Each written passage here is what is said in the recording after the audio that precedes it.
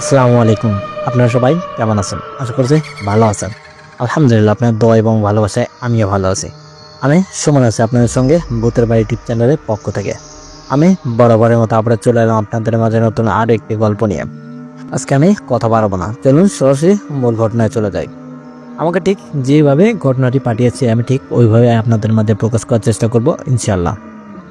আসসালামু আলাইকুম সুমন ভাই, আপনি কেমন আছেন? আশা করছি ভালো আছেন। আলহামদুলিল্লাহ, আপনার দোয়া এবং ভালোবাসায় আমিও ভালো আছি। আমি রায়হান। আজকে আপনাদের মাঝে গল্প তুলে ধরলাম। যাই হোক, আশা করছি গল্পটা আপনাদের ভালো লাগবে। আমি আর কথা বলবো না, সরাসরি গল্পে চলে যাই।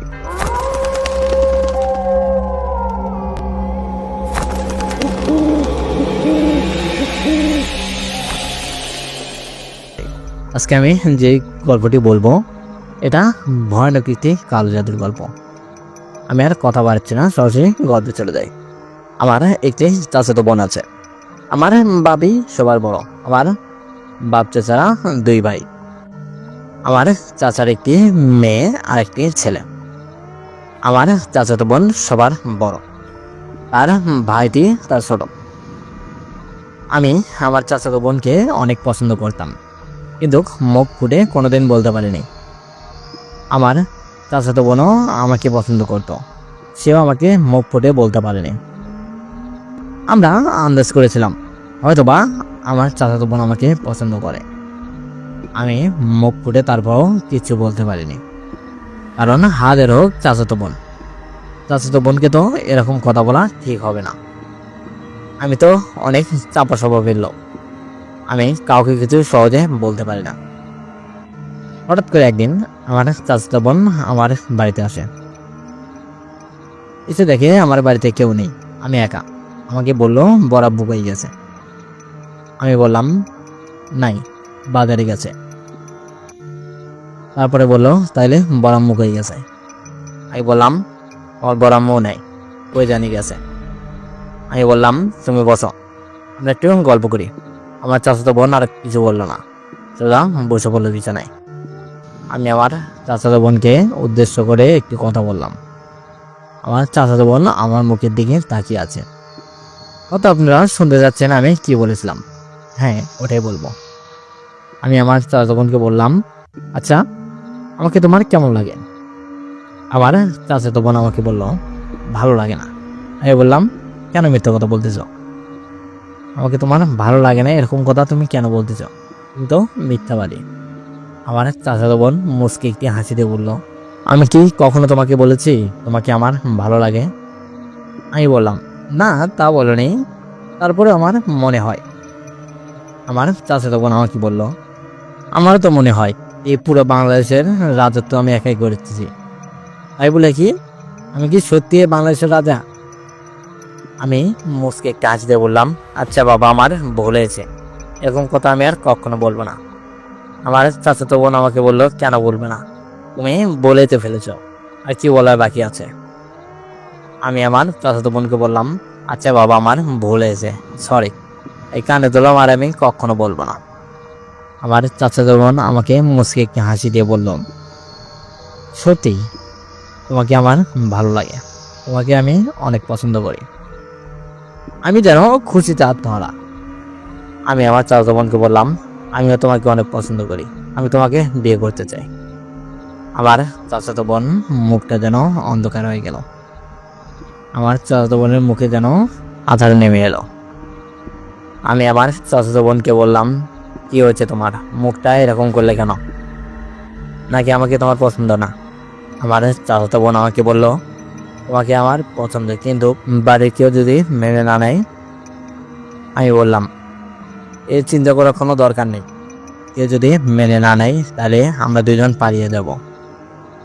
আমি আমার চাচাতো বোনকে সেদিন অনেক কথাই বলেছি। আমার চাচাতো বোন আমার ওখান থেকে চলে গেল। ও, আরেকটি কথা, আমি তো আমার চাচাতো বোনের নাম বলতেই ভুলে গিয়েছি। আমার চাচাতো বোনের নাম সুরাইয়া। সুরাইয়া ওখান থেকে চলে গেল। আমি সুরাইয়াকে পিছন থেকে ডাক দিলাম। সুরাইয়া আমার দিকে তাকিয়ে মুচকে হাসি দিয়ে ঘর থেকে দৌড়ে বেরিয়ে চলে গেল। তার কিছুক্ষণ পরেই আমার আম্মু এলো, এসে আমাকে বলল, সুরায়া দৌড়ে বের হয়ে গেল কেন? আমি বললাম, কি জানি, আমাকে খুঁজলো। আমি বললাম তুমি নেই, আর বেরিয়ে চলে গেল। আমার আম্মু আমাকে বললো, আচ্ছা ঠিক আছে, তুই খাবার খেয়ে নিছিস? আমি বললাম, হ্যাঁ খাবার খেয়ে নিয়েছি। তাই বলে আমি ওখান থেকে উঠে বেরিয়ে চলে গেলাম। আমার বন্ধুদের সঙ্গে দেখা করলাম, আমার বন্ধুদেরকে সব ঘটনা খুলে বললাম। আমার বন্ধুরা আমাকে বললো, শালা বেঈমান, চাচাতো বোনের সঙ্গে লাইন মারিস? আমি বললাম, কেন, কি সমস্যা? আমার বন্ধু বলল, কোনো সমস্যাই নেই, চালিয়ে যা দোষ, তারপরে যা হয় দেখা যাবে। এসব করতে করতে বেশ কিছুদিন কেটে গেল। হঠাৎ করে আমার চাচি খবর পেয়ে যায় আমি আমার চাচাতো বোনকে পছন্দ করি। আমার চাচি সুরায়াকে ডাক দিল। সুরায়াকে সেদিন অনেক বকাঝকা করে, আমার আব্বুকে সব ঘটনা খুলে বলে। আমার আব্বু তো আমার উপর অনেক রাগ। আমার আব্বু আমাকে অনেক রাগারাগি করে আমার সঙ্গে। আমি আমার আব্বুকে বললাম, আমরা দুজন দুজনকে ভালোবাসি, আমরা বিয়ে করতে চাই। আমার আব্বু আমাকে থাপ্পড় মারলো, থাপ্পড় মেরে বলল, তোর কতটুকুই বা বয়স, বিয়ের বয়স তোর এখনো হয়নি, আর বলে যাস না সুরায়া তোর বোন হয়, ছোট বোন। আমি আব্বুকে বললাম, সুরায়া আমার চাচাতো বোন, আমি এটা ভুলে যাইনি। চাচাতো বোনকে যত ভাই বিয়ে করতেই পারে, এটা তো কোনো নিষেধ নেই। আমার আব্বু আমাকে দৌড়ানি দিল, আমি ঘর থেকে বেরিয়ে গেলাম। আমি জানি না আমার চাচি এতটা জঘন্য লোক, আমি এটা ভাবতে পারিনি। অনেক কিছুদিন পরে থেকে আমার শরীরটা প্রচণ্ড খারাপ হতে লাগলো। আমি যেন মাথা টেনে তুলতে পারি না, এত মাথা ব্যথা, আমার চোখ মনে হয় ঘোলা ঘোলা লাগে, আমি শরীরে বল পাই না। এরকম করতে করতে 3-4 দিন কেটে গেল, আমি বিছানা থেকে উঠতে পারি না। আমার চাচাতো বোন সুরায়াকে ওরা আটকে রেখেছে, আমার বাড়িতে আসতে দেয় না, আমি ফোনে যোগাযোগ করতে পারতেছি না, ফোনটাও কেড়ে নিয়েছে। এরকম করতে করতে আরো 2-3 দিন চলে গেল। আমার আব্বু হুট করে একটি কবিরাজকে নিয়ে আসে। কবিরাজ এসে আমাকে পানি পড়া দেয়, ঝাড়া ফুঁক দিয়ে দেয়। দিয়ে কবিরাজ বলল, আশা করি সুস্থ হয়ে যাবে। তাই বলে কবিরাজ ওখান থেকে চলে যায়।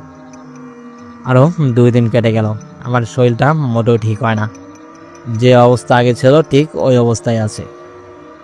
আমি আমার আব্বুকে বললাম, ভালো একটা ডাক্তার দেখাবো।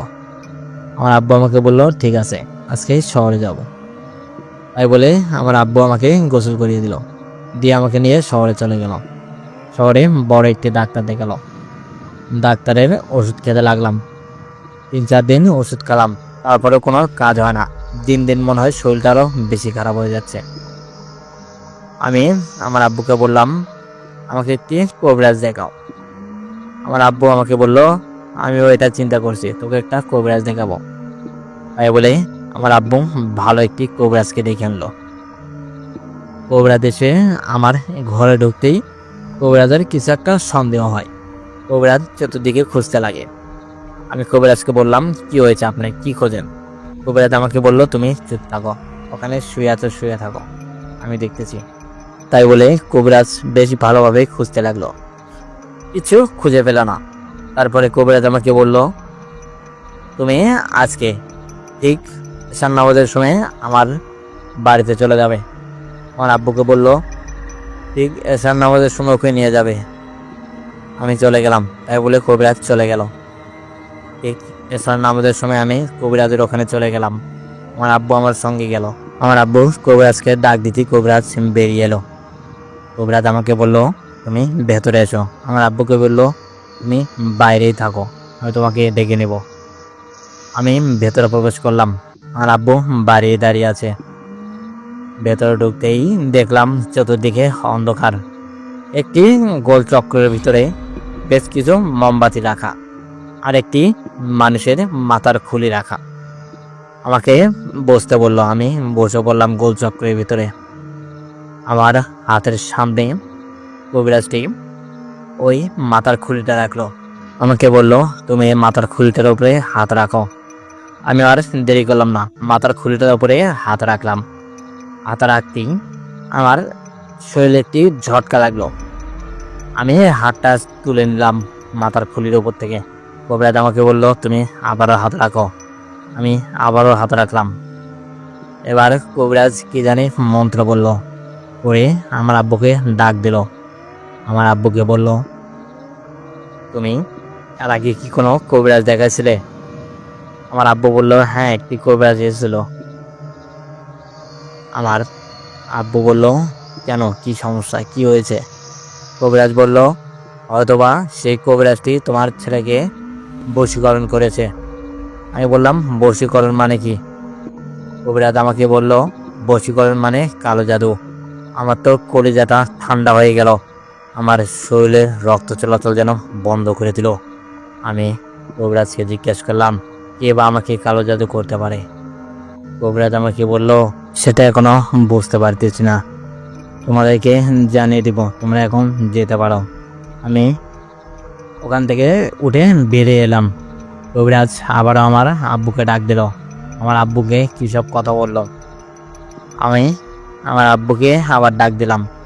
আমার আব্বু ওখান থেকে চলে এলো, এসে আমাকে নিয়ে বাড়িতে রওনা দিল। আমি বাড়িতে চলে এলাম। বাড়িতে এসে সারা রাত যেন আমি আর ঘুমাতে পারি না। শরীরটা ছটফট করতে লাগলো। বারবার শুধু মনে হচ্ছে সেই কবিরাজের কথা, আর বারবার আমার মনে হচ্ছে কি আমাকে কালো জাদু করতে পারে। আমি তো চিন্তায় পড়ে গেলাম। আমার মাথার ভিতরে সেই একই কথা ঘুরপাক খেতে লাগলো, আমাকে কে বা কালো জাদু করেছে, আর সঙ্গে আমার কি শত্রুতা। সেই সময়ে আমার ফোনে একটি কল এলো। আমি কলটা রিসিভ করলাম। রিসিভ করেই মোবাইলে ওই পাশ থেকে কান্নার আওয়াজ ভেসে এলো।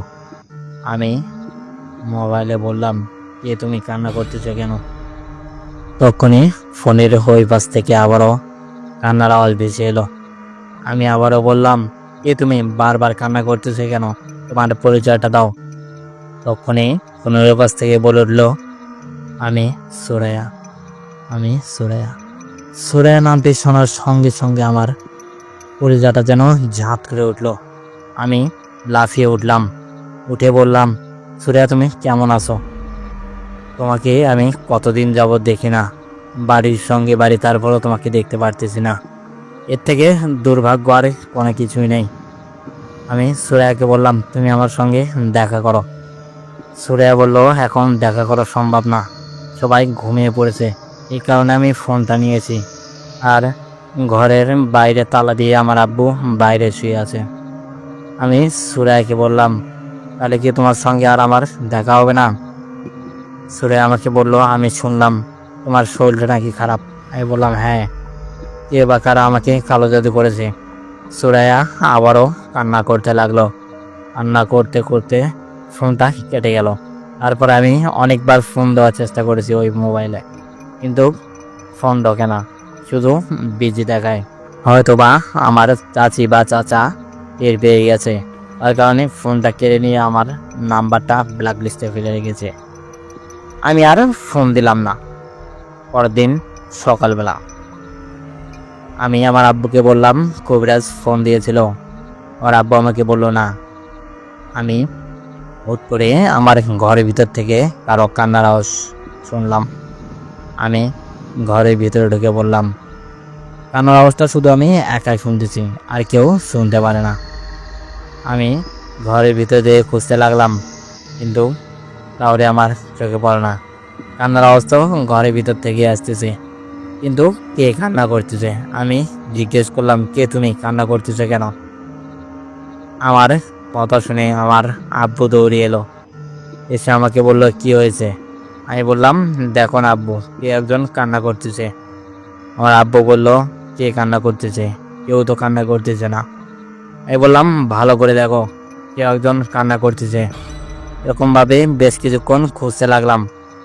আমার আব্বু আমাকে বলতেছে, এটা হয়তো বা সেই বশীকরণ করার কারণে এরকম হচ্ছে। আমার আব্বু কবিরাজকে ফোন দিল। কবিরাজ আর দেরি করলো না, দৌড়ি আমার বাড়িতে চলে এলো। বাড়িতে এসে দেখে আমি অস্থির হয়ে গিয়েছি। আমি তো আর দাঁড়িয়ে থাকতে পারতেছি না। আমি কান দুটো ঝাপটে ধরে আছি। কে কান্না করতেছে?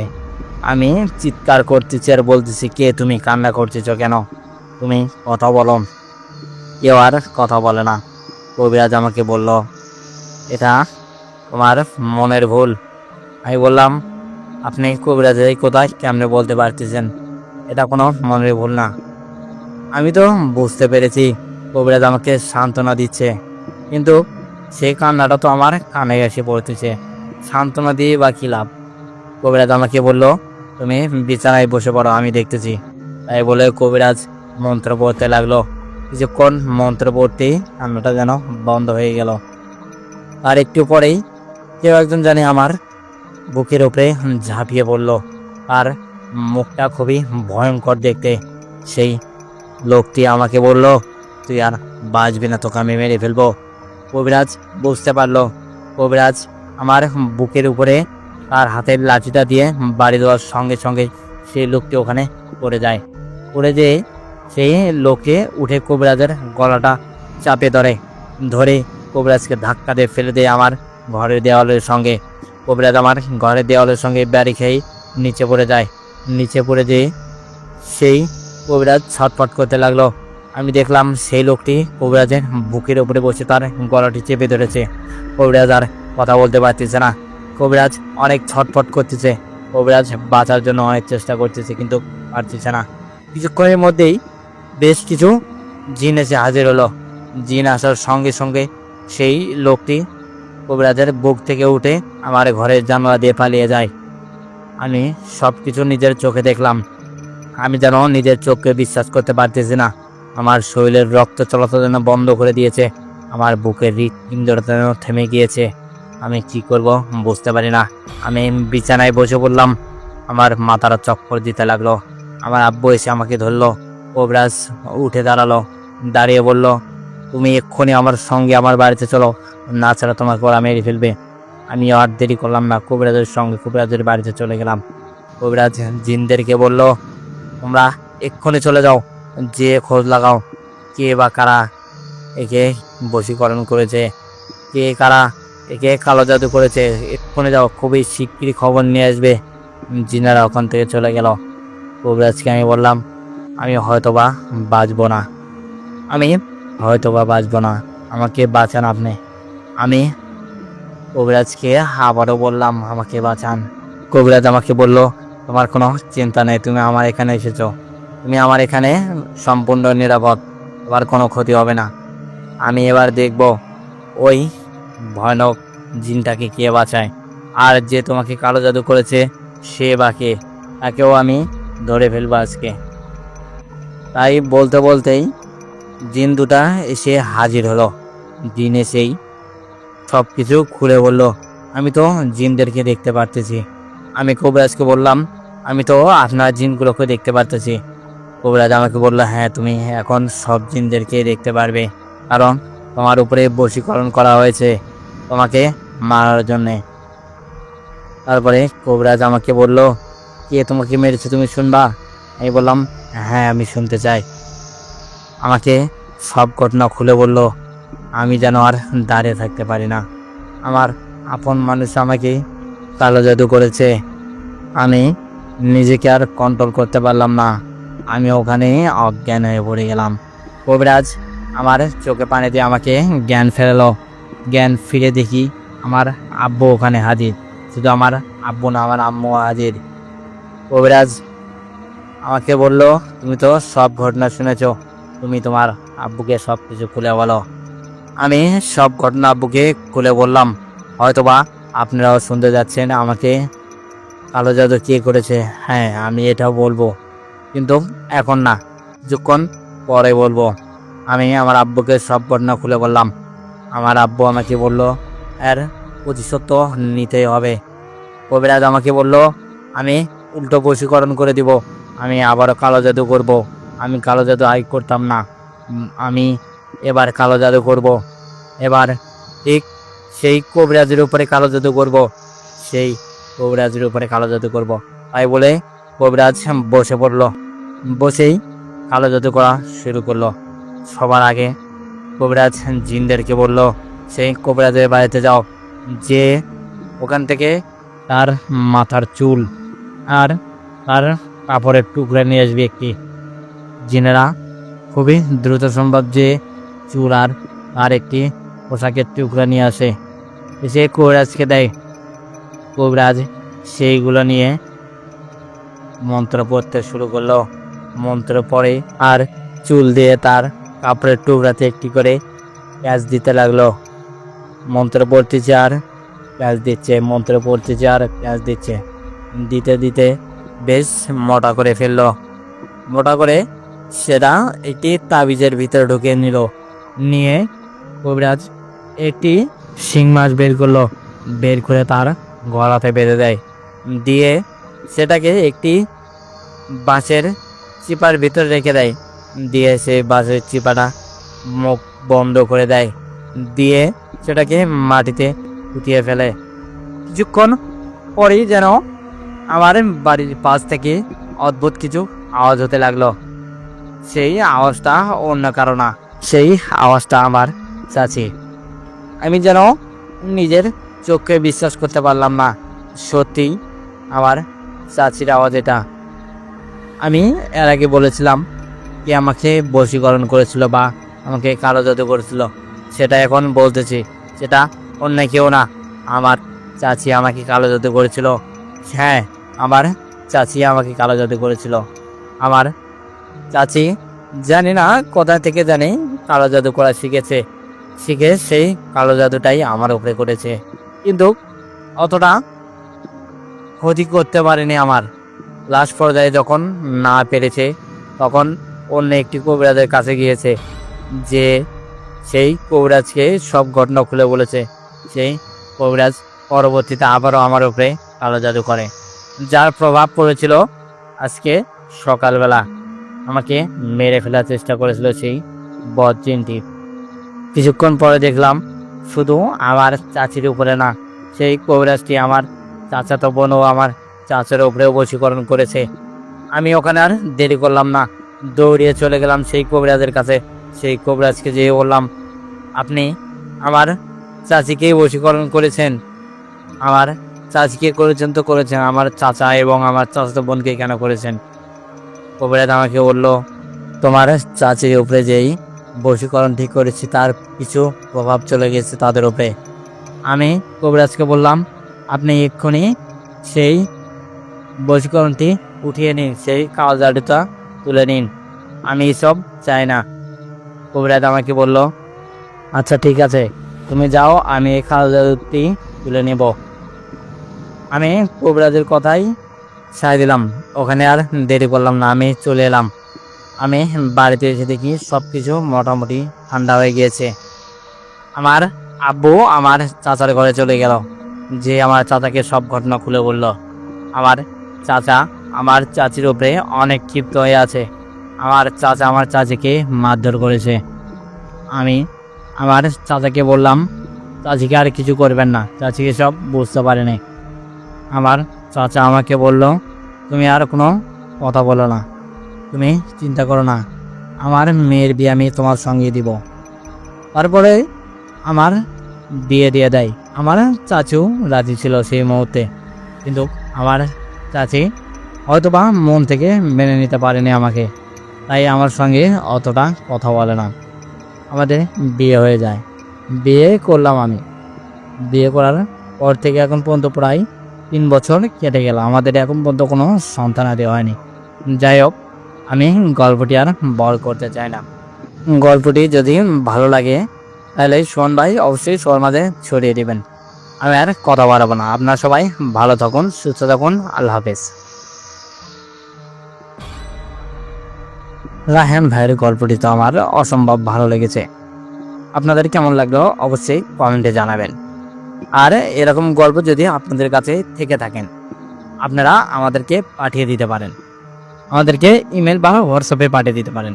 আমাদের ইমেল অ্যাড্রেস bhuterbaড়ি00@gmail.com, হোয়াটসঅ্যাপ নাম্বার 01962135608। আমাদের ইমেল বা হোয়াটসঅ্যাপ নাম্বারে আপনার সঙ্গে ঘটে যাওয়া ঘটনাটি পাঠিয়ে দিতে পারেন। যাই হোক, আমি আর কথা বাড়াতে না, চলুন সরাসরি পরবর্তী ঘটনায় চলে যাই।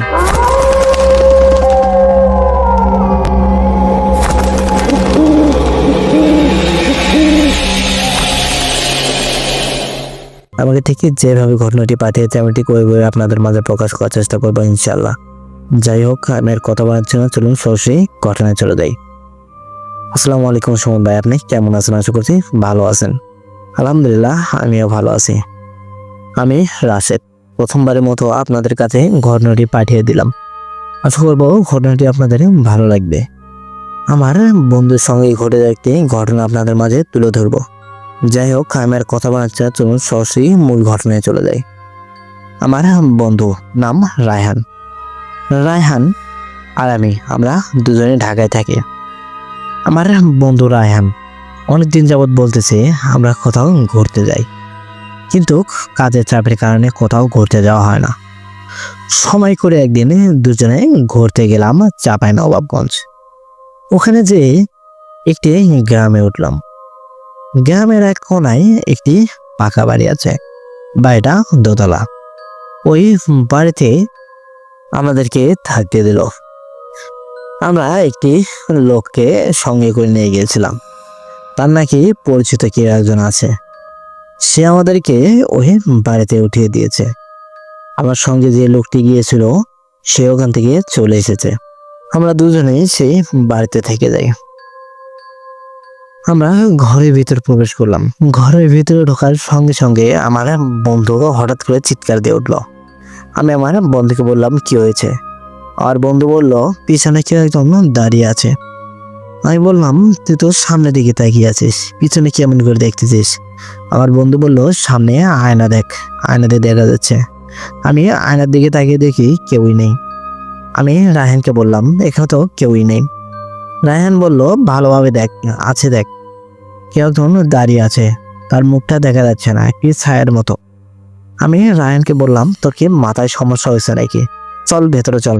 তাই বলে আমি তাকে ধমক দিয়ে ঘরের ভিতরে নিয়ে যাই। একটি রুম দেখলাম, রুমটা বেশ সাজানো গোছানো। রুমটা আমার বেশ পছন্দ হয়েছে।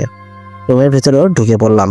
ঢুকে কাপড় চোপড় রেখে আমি গোসল করতে চলে গেলাম। আমি গোসল করে বেরিয়ে এলাম। বেরিয়ে এসে আমার বন্ধু রায়হানকে দেখলাম মন মরা হয়ে বসে আছে। আমি রায়হানকে বললাম কি হয়েছে তোর, মন খারাপ কেন? রায়হান বলল তখনকে সেই ঘটনাটা আমি ভুলতে পারতেছি না।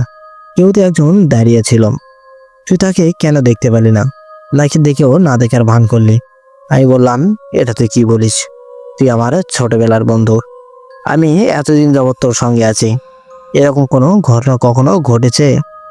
আমার বন্ধু রায়হান বলল না তা না। আমি বললাম তাহলে তুই কেমন করে আমাকে অবিশ্বাস করলি?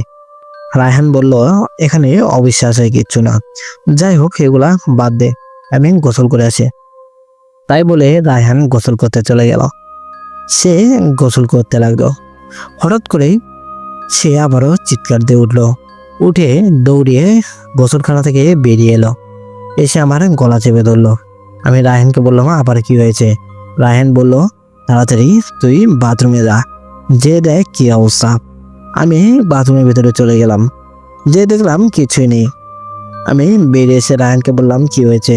রায়হান বলল পানির জায়গাতে রক্ত আসতেছে। আমি বললাম তোর কি আসলেই মাথায় সমস্যা হয়েছে? তুই চল তো দেখি কোথায় রক্ত। যে দেখলাম কিছুই নেই। রায়হান বলল এক্ষুনি তো রক্ত আসতেছিল, এখন পানি কই থেকে এলো? সারা গোসলখানাটা রক্ত দিয়ে মেখে গিয়েছিল, এখন পানি কোথা থেকে এলো? আমি রায়হানকে বললাম আমি এখানে দাঁড়িয়ে আছি, তুই গোসল কর। তাই বলে আমি বাইরে দাঁড়িয়ে আছি। রায়হান গোসল সেরে নিয়ে বাইরে এলো। আমরা বাইরে ঘুরতে বেরোলাম। ঘুরতে ঘুরতে একটি বয়স্ক লোকের সঙ্গে দেখা হয়ে গেল। লোকটিকে আমি সালাম দিলাম। লোকটি সালামের উত্তর দিল, দিয়ে বললো তোমাদেরকে তো আগে কখনো দেখিনি। আমি বললাম আমরা এখানে নতুন এসেছি, আমরা এখানে বেড়াতে এসেছি। লোকটি আমাদেরকে বলল তোমরা থাকো কোথায়, কার বাড়িতে এসেছ? আমার বন্ধু রায়হান বলল আমরা কারো বাড়িতে আসিনি, আমরা মূলত আমার একটি পরিচিত লোকের সঙ্গে এখানে এসেছিলাম। সে আমাদেরকে এই গ্রামের একখানি যে বিল্ডিংটা আছে দোতলা, সেই বাড়িতে আমরা উঠেছি, আমাদেরকে ওখানে রেখে গিয়েছে। লোকটি আমাদের দিকে যেন অবাক দৃষ্টিতে তাকিয়ে আছে। লোকটি আমাদেরকে বলল তোমরা ওই বাড়ি সম্পর্কে কি কিছু জানো? ওটা কার বাড়ি, কবে থেকে ওইভাবে পড়ে আছে? আমরা বললাম, না, আমরা তো কিছুই জানি না। কেন, কি হয়েছে? ওটা কার বাড়ি? লোকটি আমাদেরকে বলল, ওই বাড়িটা ছিল একটি কবিরাজের। কবিরাজের সঙ্গে 3টা জিন থাকতো। কবিরাজ মারা যাওয়ার পরে জিনগুলা এই বাড়ি ছেড়ে যায়নি। 3টা জিনেই বাড়িতেই আছে। তোমরা ভুলেতেও কেউ রাত্রেবেলা ছাদে উঠবে না। কথাটা যেন মনে থাকে। ছাদে উঠলে কিন্তু তোমাদের সমস্যা হতে পারে, তাই কথাটা তোমরা মাথায় রেখো। তাই বলে লোকটি আমাদের কাছ থেকে চলে গেল। আমরা লোকটিকে অনেকবার ডাক দিলাম, লোকটি আমাদের দিকে আর তাকালো না, লোকটি চলে গেল। আমরাও ওখান থেকে হাঁটতে লাগলাম। পুরো গ্রামটা ঘুরে দেখলাম। সন্ধ্যার সময় আমরা 2জনে বাসায় চলে এসে খাবো কি, রান্না করার মতো কোনো পরিস্থিতি নেই। আমরা আবারও বের হলাম, যদি কোনো হোটেল পাই তাহলে সেখান থেকে খাবার খেয়ে নিব। তখন প্রায় রাত 8টা বাজে। হাঁটতে হাঁটতে বাজারে বিলে চলে গেলাম। বাজারে এসে 2জনে হোটেল খেয়ে আবারও বাসায় ফেরত আসি। তখন প্রায় 10টা বেজে গিয়েছে। আমি আমার বন্ধু রায়হানকে বললাম, এখন আমি ঘুমাবো, তুই কি ঘুমাবি? রায়হান বলল, হ্যাঁ ঘুমাবো। তাই বলে আমরা 2জনেই ঘুমাতে চলে গেলাম। একই বিছানায় 2জনে শুয়ে আছে। হঠাৎ করে আমার বন্ধু ঘুমিয়ে পড়েছে। এত তাড়াতাড়ি ঘুমানটা খুবই অস্বাভাবিক মনে হলো, কারণ তার সঙ্গে আমি আজ নতুন থাকি না, অনেকদিন যাবৎ আমরা একসাথে থাকি। সে তো রাত 2টা-3টা না বাজা পর্যন্ত ঘুমায় না, আজকে 11টা না বাজতে ঘুমিয়ে পড়েছে। আমি মনে করেছি সারাদিন অনেক হাঁটাচলা করেছে, তার কারণে হয়তো বা হাত পা ব্যথা করতেছে, যার কারণে তাড়াতাড়ি ঘুমিয়ে পড়েছে। আমিও ঘুমানোর অনেক চেষ্টা করছি, কিন্তু আমার ঘুম আসতেছে না। অনেকক্ষণ পরে আমার চোখে যেন ঘুম বাসা বাঁধলো। আমি ঘুমিয়ে পড়েছি। কিছুক্ষণ পর আমার বন্ধু হঠাৎ করে চিৎকার দিয়ে উঠল। আমি লাফিয়ে উঠলাম। লাফিয়ে উঠে দেখি বিছানায় আমার বন্ধু রায়হান নেই। রায়হান কোথায় গেল? কোথা থেকে চিৎকার দিল? আমি দৌড়িয়ে রায়হানের কাছে বেড়ে চলে গেলাম। রায়হানকে খুঁজতে খুঁজতে দেখি রায়হান ছাদে চলে গিয়েছে। আমি রায়হানকে বললাম, তুই ছাদে কি করিস? রায়হান আমাকে বলল, আমি ছাদে কিছু একটা পড়ার শব্দ পেলাম, তাই ছাদে এসেছি। এসে দেখলাম ওই কোনায় একটি ছায়া দাঁড়িয়ে আছে। ছায়াটা আমার দিক তাকিয়ে আছে। সে কোনো ছায়া না, আমার বিশ্বাস সে হয়তোবা সেই জিন হতে পারে। আমি রায়হানকে বললাম, জিন দেখেছিস তা কি হয়েছে? তাই এভাবে চিৎকার দিয়ে ওঠে? আর তুই এখানে কেন এখনো দাঁড়িয়ে আছিস? নিচে যাসনি কেন? রায়হান বলল, সেই ছায়াটা আমার দিকে তাকিয়ে আছে। আমি বললাম, ছায়া কিভাবে তোর দিকে তাকিয়ে থাকবে? ছায়াটা ছায়া হয়ে থাকে। রায়হান বলল, সে ছায়া হলেও তার চোখ দুটা লাল রঙের ছিল, তার চোখ দিয়ে যেন আগুন পড়তেছে। সে ছায়াটা খুবই ভয়ানকভাবে আমার দিকে তাকিয়েছিল। আমি যেন দেখে আর দাঁড়িয়ে থাকতে পারি না, তাই ভয়ে চিৎকার দিয়ে উঠেছি। আমি রায়হানকে বললাম, চল তুই নিচে চল। তাই বলে রায়হানকে নিয়ে আমি নিচে গেলাম। যে রায়হানকে ঘরের ভিতরে শুয়ে দিয়েছি, দিয়ে আমি বসে আছি। সেই ছায়াটাকে, সেই ছায়াকে আমার খুঁজে বের করতে হবে। রায়হানকে আমি ঘুম পাড়িয়ে দিলাম, দিয়ে সেই ছায়ার খোঁজে রওনা দিলাম। চতুর্দিকে ভালোভাবে খুঁজতেছি। ছাদের উপরে গেলাম, দেখলাম কেউই নেই। অনেকক্ষণ যাবৎ খুঁজতেছি, কিন্তু তাকে পাই না। শেষ পর্যন্ত খুঁজে না পেয়ে আমি আমার ঘরে চলে আসি। দেখি রায়হান ঘরে নেই। রায়হান ঘরে নেই দেখে আমার যেন কলিজাটা শুকিয়ে গিয়েছে। রায়হান কোথায় গেল? কোথাও যদি যেয়ে থাকে তাহলে আমাকে ডাক দিল তো অবশ্যই, কিন্তু গেল তো গেল কোথায়? আমাকে ডাকও দিল না, আমাকে ফোনও দিল না। সে কোথায় গেল? আমি আবারও রায়হানকে খুঁজতে লাগলাম। পুরো বাড়িটা বেশ ভালোভাবে খুঁজে দেখি, কিন্তু কোথাও নেই। এর ভিতরে আমার মনে পড়লো ছাদের কথা। আমি আবারও ছাদে চলে গেলাম, যে দেখি ছাদের উপরে সিঁড়ি ঘরের খানিতে রায়হান শুয়ে আছে। আমি মনে মনে ভাবতেছি, রায়হান এখানে কেমন করে এলো? আমি তো সিঁড়ি দিয়ে নিচে গিয়েছি, যদি এখান দিয়ে রায়হান আসতে হয় তাহলে অবশ্যই আমার চোখে পড়তো। রায়হান কেমন করে বা এখানে এলো, এরকম নানান প্রশ্ন আমার মাঝে ঘুরপাক খেতে লাগলো। এর ভিতরেই রায়হান দেখি নড়তেছে। রায়হানকে আমি ডাক দিলাম। রায়হান উঠে বললো কি হয়েছে, ডাকতিস কেন? আমি রায়হানকে বললাম তুই এখানে কি করিস? রায়হান বলল কোথায় আমি? আমি তো ঘরে শুয়ে আছি। আমি রায়হানকে ডাক দিলাম, ডাক দিয়ে বললাম তুই কোথায় শুয়ে আছিস ভালোভাবে দেখ। রায়হান দেখলো ছাদের উপরে। রায়হান বলল আমি ছাদের উপরে কেমন করে এলাম? আমি রায়হানকে বলতেছি সেটা তুই ভালো বলতে পারিস। রায়হান আমাকে বলল না, এটা তোর কাজ, তুই আমার সঙ্গে মশকরা করে আমাকে এখানে নিয়ে এসেছিস, এটা মোটেও ঠিক না বন্ধু। তাই বলে রায়হান রাগ করে আমার ওখান থেকে চলে গেল। যে ঘরের ভিতরে যে দরজা লাগিয়ে দিয়ে শুয়ে পড়েছে। আমি বাইরে আছি, রায়হানকে ডাকতেছি। রায়হান শুধু বলতেছে তুই বাইরেই থাক, তুই আমার কাছে আসবি না, বেঈমান একটা। তাই বলে রায়হান আর কোনো কথা বলে না। আমিও রায়হানকে আর ডাক দিলাম না। আমি চতুর্দিকে আবারও খুঁজতে লাগলাম সেই জিনকে।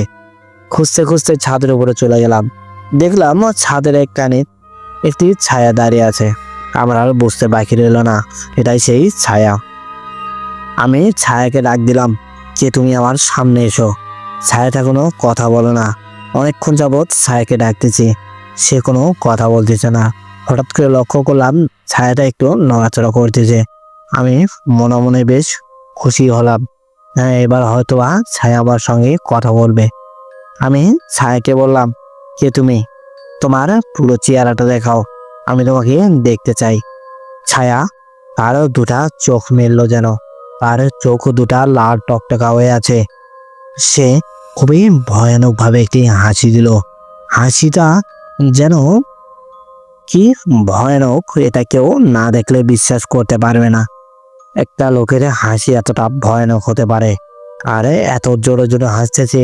আমার তো মনে হয় পুরো গ্রামবাসী সে হাসি শোনার কথা, কিন্তু দুর্ভাগ্যবশত কেউ কোনো কিছুই শুনতে পায় না, শুধু আমি একাই শুনতে পাচ্ছি। আমি কানে হাতে বেঁধে রেখেছি, তারপরও হাসিটা আমার কানের ভিতরে প্রবেশ করতেছে। আমি লোকটিকে বললাম, কে তুমি? তোমার পরিচয় দাও, তুমি এখানে কেন আছো? লোকটি খুবই বিকটভাবে চিৎকার দিয়ে উঠে বলল, তোদের তো সাহস কম না, তোরা আমার বাড়িতে কেন এসেছিস? এখানে থাকা তো তোর মোটেও ঠিক হয়নি। আমি লোকটিকে বললাম, এটা তোমার বাড়ি কবে থেকে এলো? কে তুমি? এটা তো একটি কবিরাজের বাড়ি, সেটা তুমি কেন বলতেছো এটা আমার বাড়ি? তুমি কি সেই কবিরাজ? লোকটি বলল, না, আমি কোনো কবিরাজ না, আমি সেই কবিরাজের সঙ্গে থাকা জিন। আমি বললাম, তোমার সঙ্গে তো আরো 2টা জিন থাকার কথা, তুমি একা কেন? জিনটি বলল, আর 2জন মারা গিয়েছে, শুধু আমি একাই বেঁচে আছি। আমি জিনটিকে বললাম, কতদিন যাবত তুমি এখানে থাকো? জিনটি আমাকে বলল, তোর প্রশ্নে কোনো উত্তর দিতে আমি বাধ্য নই, তুই আমার কথা মনোযোগ দিয়ে শোন, ভালোই ভালো এখান থেকে চলে যা, নালে কিন্তু তোদেরকে কেউ বাঁচাতে পারবে না। আমি জিনটিকে বললাম, তুই আমার কি করবি করে নিস, আমি এখান থেকে যাব না, আমি এখানে থাকবো। যদি বেশি সমস্যা করিস তাহলে তোকে বন্দি করব আমি। জিনটি আমার দিকে তাকিয়ে ভয়ানকভাবে হাসি দিয়ে উঠল। জিনটির হাসি দেখে যেন আমার কলিজাটা শুকিয়ে গিয়েছে।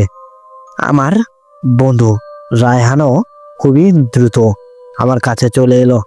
এসে জিনটিকে দেখে যেন চিৎকার দিয়ে উঠে ওখানে জ্ঞান হারিয়ে পড়ে গিয়েছে। জিনটি আমাকে বলল, আমি তোর কোনো ক্ষতি করব না, আমি তোর বন্ধুকে মেরে ফেলবো, তোর বন্ধুকে আমি মেরেই ফেলবো। তাই বলে জিনটি এসে আমার বন্ধুর শরীরের উপরে বসে পড়ল।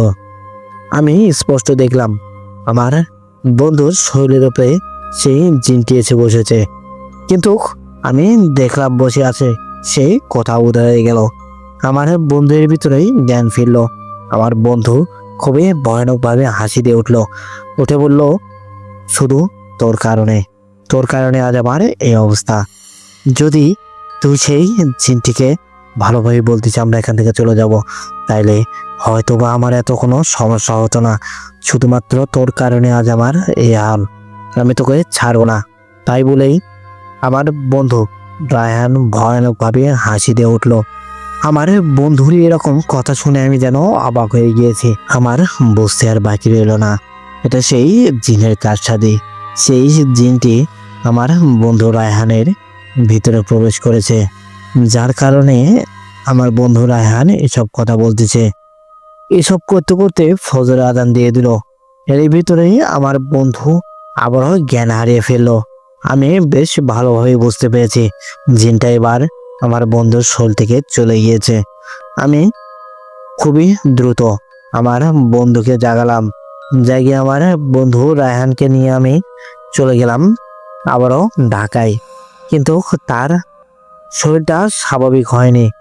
সে মাঝে মধ্যে বলে আমার ঘাড়ের উপরে সেই ভয়ানক ছায়াটা বসে আছে। আমি রায়হানকে নিয়ে ভালো একটি কবিরাজের কাছে গেলাম। কবিরাজ আমার বন্ধু রায়হানকে দেখলো, দেখে বলল, তোমরা যে বাড়িতে গিয়েছিলে হয়তোবা সেই বাড়ি থেকে এই জিনটি উঠে এসেছে। আমি বললাম, জিনটিকে আপনি ডাক দেন, জিনটির সঙ্গে আমি কথা বলবো। কবিরাজ বলল, জিনটির সঙ্গে কথা বলতে হলে তোমার রাত্রে আসতে হবে। হ্যাঁ, আমরা সন্ধ্যার পরে আবারও চলে গেলাম।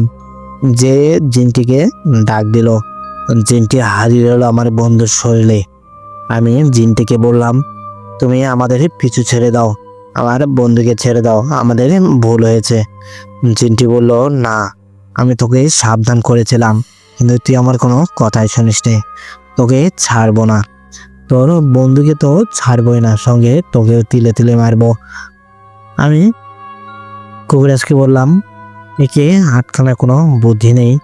কবিরাজ বলল, একে আমি আটকাতে পারবো, তুমি কিছুক্ষণ সময় দাও। কবিরাজ বলল, তুই কি এখান থেকে চলে যাবি নাকি তোকে আমি বন্দি করব? জিনটি বলল, তুই কি করিস আমার করে নে, আমি এর শরীর থেকে যাব না। তাই বলেই কবিরাজ মন্ত্র পড়তে লাগলো। মন্ত্র পড়ে একটি গ্লাসে পানি নিয়ে ফোঁ দিয়ে আমার বন্ধুর শরীরে ছিটিয়ে দিল। হঠাৎ করে জিনটি ভয়ানকভাবে চিৎকার দিয়ে উঠল। উঠেই জিনটি কবিরাজকে বলল, তুই আমাকে ছেড়ে দে, না রে কিন্তু তুই বাঁচবি না। কবিরাজ বলল, তুই আমার কি করবি করে নিস, তার আগে তুই এই ছেলেটিকে ছেড়ে দে, নাইলে তুই বাঁচবি না। কবিরাজ আর জিনের মধ্যে অনেক ভয়ানকভাবে ঝগড়া হচ্ছে। তারা দুইজন অনেকভাবেই একে অন্যকে হারানোর চেষ্টা করছে, কিন্তু পেরে উঠতেছে না কেউই। হঠাৎ করে কবিরাজ একটি রড হাতে নিল, নিয়ে একটি গোল দাগ দিল মাটিতে, দিয়ে তার ভিতরেই রডটি উঠতে লাগলো, এক একটা বাড়ি দিচ্ছে। আর আমার বন্ধুর ভেতরে থাকা জিনটি যেন ভয়ানকভাবে চিৎকার করে উঠতেছে। আমার আর বুঝতে বাকি রইল না, এবার জিনটিকে কবিরাজ হারিয়ে দিবে। যেমন কথা তেমন কাজ। আমার মুখ থেকে কথাটা না শেষ হতেই কবিরাজ একটি বোতল বের করলো, বের করেই সেই রডের মাথায় বোতলটা ধরলো। হঠাৎ করে জিনটি সেই আমার বন্ধুর শরীর থেকে বেরিয়ে রডের ভিতরে প্রবেশ করলো। রডের ভিতর দিয়ে সেই বোতলের ভিতরে ঢুকে পড়লো। আমি স্পষ্ট দেখলাম। কবিরাজ আমাকে বলল, তুমি তোমার বন্ধুকে নিয়ে চলে যাও, আশা করবো আর কোনো সমস্যা হবে না। হ্যাঁ, যেমন কথা তেমন কাজ। আমি কবিরাজের হাতিয়াটা দিয়ে আমার বন্ধুকে নিয়ে ওখান থেকে চলে আসি। তারপর থেকে অনেক দিন কেটে গেল, এখন পর্যন্ত এখনো সমস্যা হয়নি। যাই হোক, ছোট্ট একটি ঘটনা আপনাদের মাঝে তুলে ধরলাম। কেমন লাগলো অবশ্যই সবাই কমেন্টে জানিয়ে যাবেন। যদি সুমন ভাই ঘটনাটি আপনার ভালো লাগে তাহলে অবশ্যই সবাই আমাদের ছড়িয়ে দিবেন। যাই হোক, অলরেডি ঘটনাটি অনেকটাই বড় হয়ে গিয়েছে, আমি আর কথা বাড়াচ্ছি না। ভবিষ্যতে যদি আর কোনো ঘটনা পেয়ে যাই তাহলে অবশ্যই আপনার কাছে পাঠিয়ে দিব। যাই হোক, আপনি ভালো থাকবেন, আল্লাহ হাফেজ। যাই হোক, রাশিদ ভাইয়ের ঘটনাটি তো আমার অসম্ভব ভালো লেগেছে। আপনাদের কেমন লাগলো অবশ্যই কমেন্টে জানিয়ে যাবেন। যাই হোক, আমি আর কথা বাড়াতে না, চলুন সরাসরি পরবর্তী ঘটনায় চলে যাই।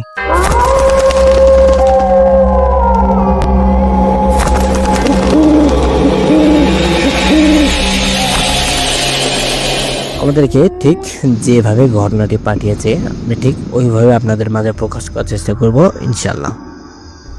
আসসালামু আলাইকুম সুমন ভাই, আপনি কেমন আছেন? আশা করছি ভালো আছেন। আলহামদুলিল্লাহ, আমিও ভালো আছি। আমি রহিম আবারও আপনার মাঝে একটি ঘটনা তুলে ধরলাম। আশা করব ঘটনাটি আপনাদের ভালো লাগবে। যদি ভালো লাগে তাহলে সবার মাঝে ছড়িয়ে দিবেন। আমি আর কথা বাড়াচ্ছি না, সরাসরি মূল ঘটনায় চলে যাই। আমার এটি বন্ধুর সঙ্গে ঘটে যাওয়া ছোট্ট একটি ঘটনা আপনাদের মাঝে তুলে ধরব। আমার বন্ধু আমাকে যেভাবে গল্পটি বলেছে আমি ঠিক ওইভাবে আপনাকে লিখে জানালাম। আমি আর কথা বাড়াচ্ছি না, সরাসরি মূল ঘটনায় চলে যাই। আমি আমার গ্রামের বাড়িতে একদিন বেড়াতে গিয়েছিলাম। সেখানে যেতেই রাস্তার ভিতরে আমার বাসটি নষ্ট হয়ে যায়। তখন বাজে প্রায় রাত 2টার মতো। আমরা বাস থেকে নেমে একটু হাঁটতে লাগি। রাতের আকাশে যেন তারাগুলো বাসা বেঁধেছে। আকাশের দিকে তাকাতেই অন্য একটি অনুভূতি হলো। আমি আরো হাঁটতে লাগলাম। সামনের দিকে এগিয়ে যাচ্ছে, কারণ বাসটি ঠিক হলে অবশ্যই আমাদেরকে ফোনে জানিয়ে দিবে। আমি হাঁটতেছি, খুব একটা অন্ধকার না, রাস্তায় কোথায় কি আছে বেশ ভালোভাবেই দেখা যাচ্ছে। আকাশে যেন চাঁদ হাসতেছে। আমি একবার চাঁদের দিকে তাকাই, একবার তার দিকে তাকাই, আর সামনের দিকে হাঁটতে লাগি। হাঁটতে হাঁটতে বেশ কিছু দূর চলে গেলাম। যেতে যেতে আমি কখন যে একটি জঙ্গলের ভিতর ঢুকে পড়েছি আমি নিজেও জানি না। আমি জঙ্গল থেকে বের হওয়ার রাস্তা খুঁজতে লাগি, কিন্তু কোথাও রাস্তা পাই না। আমি হাঁটতে হাঁটতে জঙ্গলে আরো গভীরে পৌঁছে গিয়েছি। গভীরে যেয়ে আমি রাস্তাটা হারিয়ে ফেলেছি। আমি কোন দিকে যাব বুঝতে পারতেছি না। ফোনে খুব একটা চার্জ নেই, অল্প কিছু চার্জ আছে, তবে ফোনে কথা বলা যাবে না, সামান্য 2% চার্জ। যদি ফোন দেই তাহলে হয়তোবা ফোন বন্ধ হয়ে যেতে পারে। এই ভয়ে আমি আর ফোনও দেই না। একবার ভাবলাম ফোন একবার দিয়ে দেখি। আমি বাস ড্রাইভারকে ফোন দিলাম। ফোন ঢোকার সঙ্গে সঙ্গে ফোনটি বন্ধ হয়ে গেল। আমি আর কোনো রাস্তা খুঁজে পাই না, কি করব বুঝতেও পারি না। কিছু বুঝতে না পেরে আমি সামনে দিকে এগোতে লাগলাম। আবারও ইতিমধ্যেই পিছন থেকে কারো একটি কান্নার শব্দে আমি পিছন দিকে ঘুরে তাকালাম। পিছনে দেখলাম কেউ নেই। আমি একটু ভয় পেলাম। আমার মনের ভিতরে যেন ভয় বাসা বেঁধে গেল। আমি আবারও হাঁটতে লাগলাম। কিছুক্ষণ পরে আবারও সেই কান্নার আওয়াজ। এবার যেন একটু ভয়ানক ভাবে কান্না করতেছে। এবার একজন না, দুজন কান্না করতেছে। একটি ছেলে আর একটি মেয়ে কান্না করতেছে। আমি আবারও পিছন থেকে ঘুরে তাকালাম, কিন্তু এবারও কাউকে চোখে পড়লো না। আমি ওখান থেকে দৌড়ে পালাতে লাগলাম। দৌড় দিতেই হঠাৎ সামনে কিছু একটা পড়ার শব্দ করে আমি থেমে গেলাম। সামনের দিকে দেখলাম তেমন কিচ্ছুই নেই। আমি মনের ভুল ভেবে আবারও দৌড়াতে লাগলাম। কিছু দূর দৌড়ে যেতে গিয়ে এবার একটি গাছের ডাল ভেঙে আমার সামনে পড়লো। আমি আর হাঁটতে পারছি না, দৌড়াতে পারতেছি না। আমার শরীরে যেন আর এতটুকু পরিমাণ শক্তি নেই। আমি কি করব বুঝতে পারি না। আমার ভয়টা রীতিমতো বেড়ে চলেছে। আমার ভয়টা এবার আতঙ্কিতে পরিণত হয়েছে। আমি কি করব বুঝতে পারতেছি না। আমি শুধু আল্লাহ আল্লাহ করতেছি আর দোয়া কালাম পাঠ করতেছি। এসব করতে করতেই ডালের পাশ থেকেই দুটা লোক খুবই ভয়ানকভাবে হেঁটে আসতেছে। হাঁটতে হাঁটতে আমার দিকে এগিয়ে আসতেছে। আমি ওখান থেকে পিছন দিকে ঘুরে দৌড়াতে লাগলাম। দৌড়ে আসতে কিছু দূর সামনে আমি আবার লক্ষ্য করলাম সেই দুজনে আবার আমার সামনে দিক থেকে হেঁটে আসতেছে। আমি তো প্রচন্ড ভয় পাই। ভয়ে যেন আর হাঁটতে পারি না। আমার শরীরের হৃৎপিণ্ডটা যেন বন্ধ হয়ে আসতে লাগলো। আমার শরীরের রক্ত চলাচল বন্ধ হয়ে গেল। আমি কি করব বুঝতে পারি না। আমার মাথাটা যেন কোনো কাজ করতেছে না। আমি আবার পিছন দিকে ঘুরেই দৌড়াতে লাগলাম। কিছু দূর দৌড়ে যেতে ঠিক ওই দুজন লোকই আবার আমার সামনে এসে পড়ল। এবার আর দৌড়ান্ত না, আমার একদম সামনে এসে দাঁড়িয়ে আছে আর আমাকে বলতেছে, তুই এত সহজে পালিয়ে যেতে পারবি না। তোকে তো আমরা ছাড়বো না। তুই এই জঙ্গলে এসে খুব বড় ভুল করেছিস। তোকে আমি ছাড়বো না। তোকে মরতেই হবে। তোকে মরতেই হবে। আমি ওখানেই অজ্ঞান হয়ে পড়ে গেলাম। আমার যখন জ্ঞান ফিরল তখন দেখলাম আমি ওই জায়গায় শুয়ে আছি। তখন প্রায় রাত 4টার মতো বাজে। আমি চতুর্দিকে ঘুরে দেখলাম কেউ আছে নাকি। দেখলাম কেউ নেই। আমি ওখান থেকে উঠে আবার দৌড়ে পালাতে লাগলাম। ঠিক ওই দুজনের মধ্যেই একটি লোক, একটি পুরুষ আমার সামনে এসে দাঁড়ায়। দাঁড়িয়ে আমাকে বলতেছে, এত সহজে তুই কি পালিয়ে যেতে পারবি? কিভাবে ভাবলে আমরা তোকে ছেড়ে দিব? তোকে আমরা ছাড়বো না। তোকে মরতেই হবে, মরতেই হবে তোকে। আমি ওকে বললাম, আমি তোমার কি ক্ষতি করেছি? আমাকে তুমি ছেড়ে দাও। আমি আর কখনো এই জঙ্গলে আসবো না। আমি কখনো এই জঙ্গলে আসবো না। আমাকে ছেড়ে দাও। লোকটি আমাকে বলল, তুই আমার কোনো ক্ষতি করিসনি। তোর এই জঙ্গলে আসাটাই সব থেকে বড় ভুল। তোকে আর ছাড়বো না। তোকে মরতেই হবে। তোকে মরতেই হবে। তাই বলেই লোকটি আমার গলাটি চেপে ধরলো। আমি আর নিঃশ্বাস নিতে পারতেছি না। আমি অনেক কষ্টে লোকটির হাত আমার গলা থেকে ছাড়িয়ে নিয়েছি। ছাড়িয়ে নিয়েই আমি দৌড়াতে লাগলাম। দৌড়াতে দৌড়াতে জঙ্গলের শেষ প্রান্তে চলে এসেছি। এই ভিতরেই সামনে একটি আলো চোখে পড়ল। দেখলাম একটি গাড়ি আসতেছে। আমার মনের ভিতরে একটু সাহস জাগলো। আমি গাড়িটি থামালাম। থামিয়ে দেখলাম আমাদের গাড়ি। ড্রাইভার আমাকে বলতেছে, আপনি কই গিয়েছিলেন? কতক্ষণ যাবত আপনার ফোনে ফোন দিচ্ছি, আপনার ফোনটা কই? আমি বললাম, ভাইয়া ফোনে চার্জ নেই। ড্রাইভার সাহেব আমাকে বলল, তাড়াতাড়ি গাড়িতে উঠে পড়েন। এই জায়গাটা খুব একটা ভালো জায়গা না। আমিও জানি এই জায়গাটা খুব একটা ভালো না, কারণ আজ আমার সঙ্গে যে ঘটনাগুলো ঘটে গেল, আমি এটার জন্যে মোটেও প্রস্তুত ছিলাম না। আগে যদি জানতাম তাহলে হয়তো বা আমি এই জঙ্গলে কখনো আসতাম না, আর এইখানে গাড়ি থেকে কখনোই নামতাম না। আমি অনেক দিন যাবত এই রোডে চলাফেরা করেছি, কিন্তু এই জঙ্গলের কথাটা আমি কারো মুখ থেকে শুনিনি।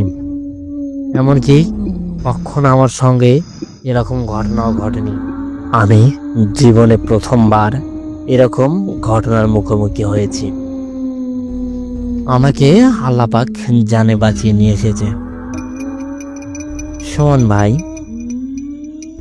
ঘটনাটি যখন আমার বন্ধু আমাকে বলল, তখন তার চোখে মুখে আমি স্পষ্টভাবে দেখেছি ভয় কি জিনিস। ভয় একটি মানুষকে কতটা নিম্ন পর্যায়ে নিয়ে যেতে পারে। ভয় এমন একটা জিনিস, ভয় যদি কেউ একবার নিজ চোখে দেখে, সেই ভয়টি আর কখনো কাটিয়ে উঠতে পারে না। সেটার জলজান্ত প্রমাণটা আমি নিজেই। এর আগে একটি ঘটনাতে আমি সব কিছু আপনাদেরকে বলেছিলাম। আমার সঙ্গে একটি ঘটনা ঘটে গিয়েছিল, আমি এটা আপনাদের মাঝে তুলে ধরেছিলাম। আমি আর কথা বাড়াচ্ছি না সুমন ভাই। ঘটনাটি আপনার যদি ভালো লাগে, ঘটনাটি যদি শেয়ার করার মতো হয়, তাহলে সবার মাঝে ছড়িয়ে দিবেন। শুধু তাই না, আমি হোয়াটসঅ্যাপে আপনাকে গল্পটি পাঠিয়েছি। ঠিক হোয়াটসঅ্যাপেই আমাকে জানিয়ে দিবেন ঘটনাটি আপনাদের কেমন লেগেছে। আমি আর কথা বাড়াচ্ছি না। আপনারা সবাই ভালো থাকুন। আল্লাহ হাফেজ। যাই হোক, ভাই গল্পটি তো অসম্ভব ভালো লেগেছে। ঘটনাটি শেষ পর্যায়ে কিছু কথা বলেছিল। ঘটনাটির শেষ পর্যায়ে এমন কিছু কথা, যে কথাগুলো সত্যি মন ছুঁয়ে যাওয়ার মতো। আমি আর কথা বাড়াচ্ছি না। সরাসরি চলে যাব পরবর্তী ঘটনায়। ঘটনাটি ঠিক যেভাবে পাঠিয়েছে আমি ঠিক ওইভাবে আপনাদের মাঝে প্রকাশ করার চেষ্টা করবো ইনশাআল্লাহ। আসসালামু আলাইকুম সুমন ভাই, আপনি কেমন আছেন? আশা করছি ভালো আছেন। আলহামদুলিল্লাহ, আপনাদের দোয়ায় আমিও ভালো আছি। আমি আর কথা বাড়ছি না, সরাসরি মূল ঘটনায় চলে যাই। আমার ভাইয়ের শালির সঙ্গে ঘটিত একটি ঘটনা আপনাদের মাঝে তুলে ধরলাম। আশা করছি ঘটনাটি আপনাদের ভালো লাগবে। আমার ভাইয়ের শাড়ি ঠিক যেভাবে ঘটনাটি আমাকে বলেছে আমি ঠিক ওইভাবে আপনাকে পাঠিয়ে দিয়েছি। ঘটনাটি আপনাদের কেমন লাগলো? যদি ভালো লাগে, যদি সবার মাঝে ছড়িয়ে দেওয়ার মতো হয়, তাইলে অবশ্যই সবার মাঝে ছড়িয়ে দিবেন। আর আমাকে একটিবার জানিয়ে দিবেন ঘটনাটি আপনার কেমন লেগেছে। পার্সোনালি আপনার যদি ভালো লাগে তাহলে আমাকে একটিবার জানিয়ে দিবেন সুমন ভাই, এতটুকু রিকোয়েস্ট আপনাকে করলাম।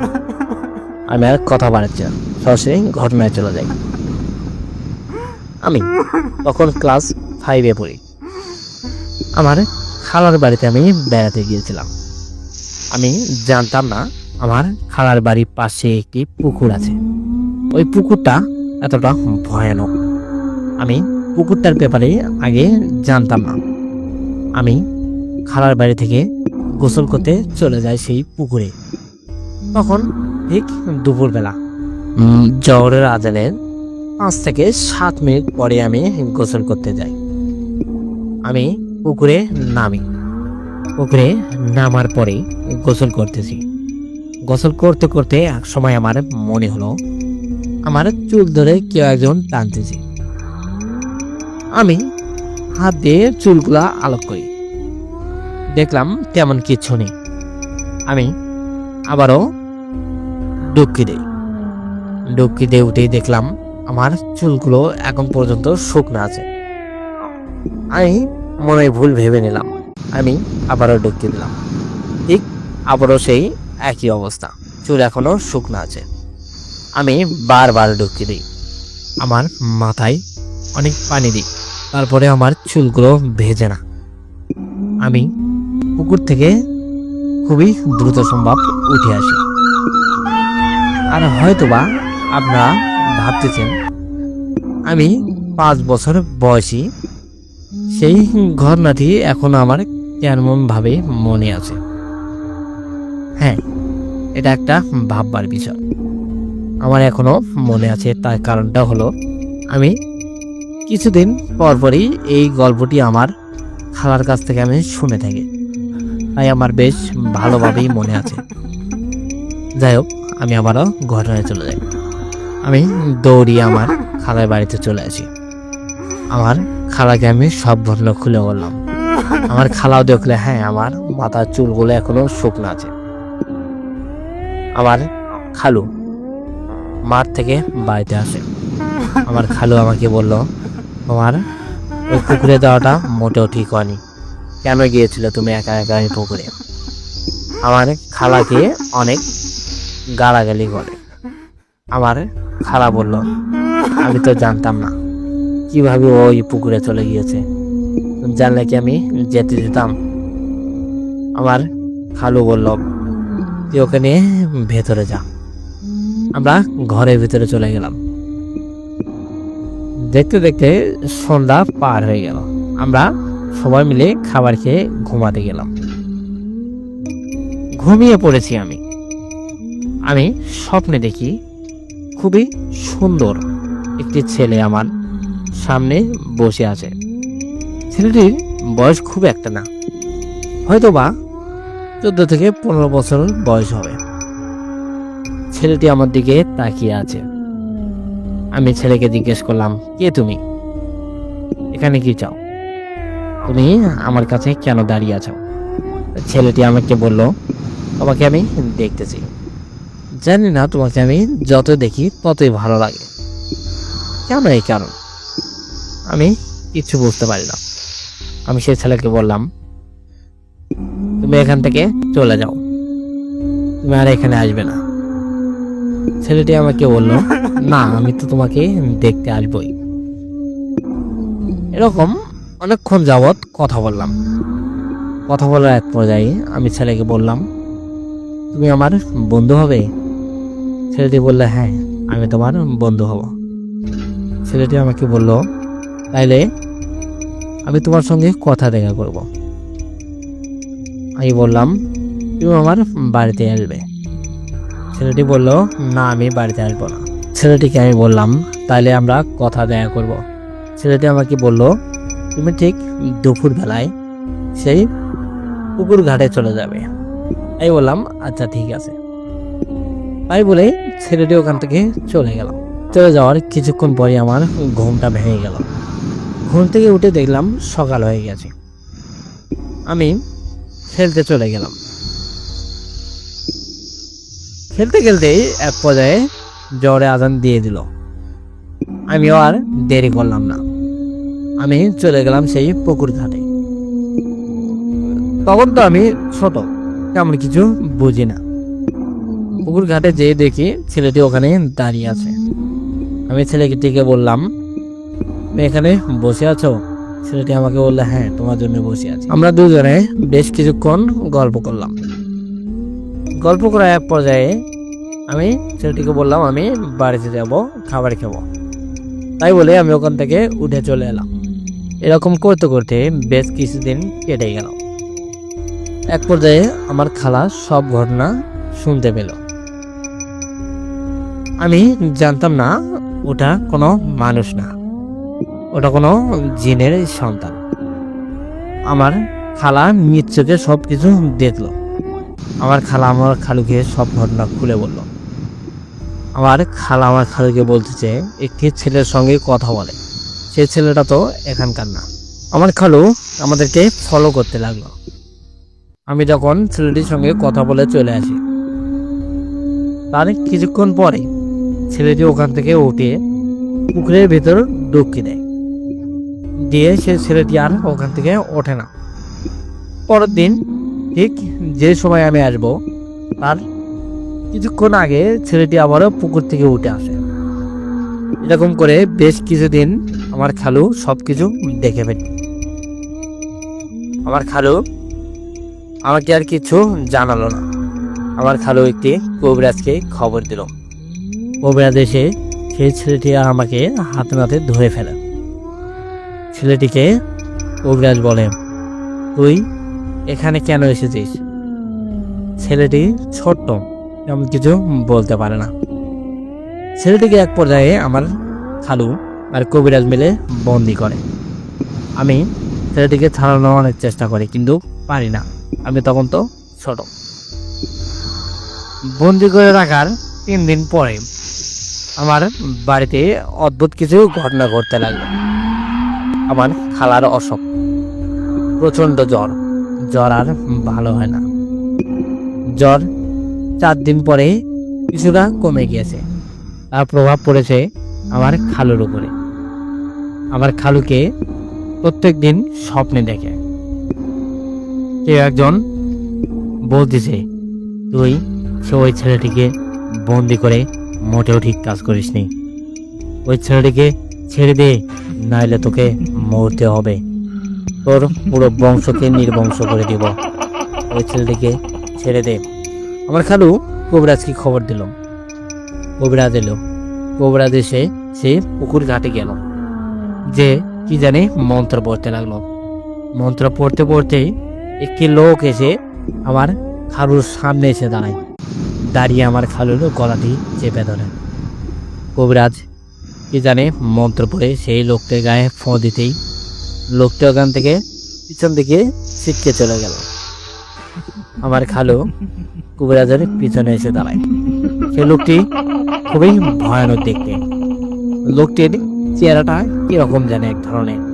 লোকটির গাল ভরা দাড়ি, চুলগুলো বড় বড়। লোকটিকে কবিরাজ বলল, তোর ছেলে মানুষের সঙ্গে কেন কথা বলে? তোর ছেলেকে তাই আমরা বন্দি করেছি, আর তুই যদি কথা না শুনিস তাহলে তোকে বন্দি করব। সে লোকটি কবিরাজকে বলল, আমার ছেলেকে ছেড়ে দে, আমরা এখান থেকে চলে যাব। কবিরাজ বলল, তোর ছেলেকে আমি ছেড়ে দিব, সত্যি কি তুই এখান থেকে যাবি? লোকটি বলল, হ্যাঁ আমি এখান থেকে চলে যাব, আমি এখানে আর আসবো না। কবিরাজ তার সঙ্গে অনেক কথা বলে কবিরাজ সে ছেলেটিকে ছেড়ে দেয়। দুজনে ওখান থেকে চলে যায়। তারপরে আর কখনো ওই এলাকায় সেই ছেলেকেও দেখা যায়নি, আর ওই লোকটিকেও দেখা যায়নি। আমার খালু কিছুদিন পরে রোড স্কিডিংয়ে মারা যায়। আমরা সন্দেহ করেছিলাম হয়তোবা সেই জিনটি তাকে মেরে ফেলেছে। দেখতে দেখতে বেশ কিছু বছর কেটে গিয়েছে। আমার সঙ্গে আর ওরকম ঘটনা আর কখনো ঘটেনি। আমার ভাইয়ের শালী ঠিক যেভাবে এই ঘটনাটি আমাকে বলেছে, আমি ঠিক ওইভাবে আপনার কাছে পাঠিয়ে দিয়েছি। জানি না ঘটনাটি আপনার কেমন লেগেছে। যদি ভালো লাগে তাহলে অবশ্যই সবার মাঝে শেয়ার করে দিতে ভুলবেন না। আমি আর কথা বাড়াবো না, আপনি ভালো থাকুন। আমি এবারের মতো বিদায় নিচ্ছি। হয়তোবা পরবর্তীতে অন্য কারোর সঙ্গে ঘটে যাওয়া ঘটনা কালেক্ট করে আপনার কাছে পাঠিয়ে দিব। যাই হোক, আপনি ভালো থাকুন, সুস্থ থাকুন। আল্লাহ হাফেজ। ভাইয়ের গল্পটা তো আমার অসম্ভব ভালো লেগেছে। আপনাদের কেমন লাগলো অবশ্যই কমেন্টে জানিয়ে যাবেন। আর ভিডিওটি যদি আপনাদের ভালো লাগে তাহলে লাইক করতে ভুলবেন না। আরেকটি কথা, আপনারা ভিডিও দেখেন কিন্তু চ্যানেলটি সাবস্ক্রাইব করেন না, অবশ্যই সবাই চ্যানেলটিকে সাবস্ক্রাইব করে যাবেন। আমি আর কথা বাড়াচ্ছি না। যদি আপনার সঙ্গে ঘটে যাওয়া এরকম কোনো ঘটনা থেকে থাকে তাহলে অবশ্যই আমাদের কাছে পাঠিয়ে দিবেন। আমাদের হোয়াটসঅ্যাপ নাম্বার 01962135608। আমাদের ইমেল অ্যাড্রেস bhuterbaড়ি00@gmail.com। আমাদের ইমেল বা হোয়াটসঅ্যাপে আপনার সঙ্গে ঘটে যাওয়া ঘটনাটি পাঠিয়ে দিবেন। আমি এবারের মতো আপনাদের কাছ থেকে বিদায় নিচ্ছি। দেখা হবে পরবর্তী কোনো ভিডিওতে। আবারও কেউ একজন আমাকে ঘটনা পাঠিয়ে দিবে, আমি সেটা আপনাদের মাঝে তুলে ধরবো। আমি আর কথা বাড়াচ্ছি না, বরাবরের মতো একটি কথাই বলতে চাই, আপনারা সবাই ভালো থাকুন, সুস্থ থাকুন। আল্লাহ হাফেজ। কে কে তুমি? চিনতে পারছো না আমাকে? কে আমি?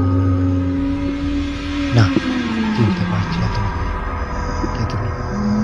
উত্তর দাও, বলো তুমি কে? কে তুমি? অশরীরী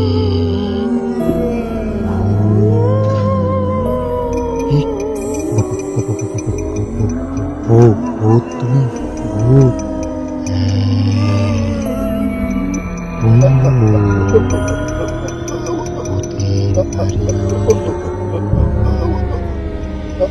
ভূতের বাড়ি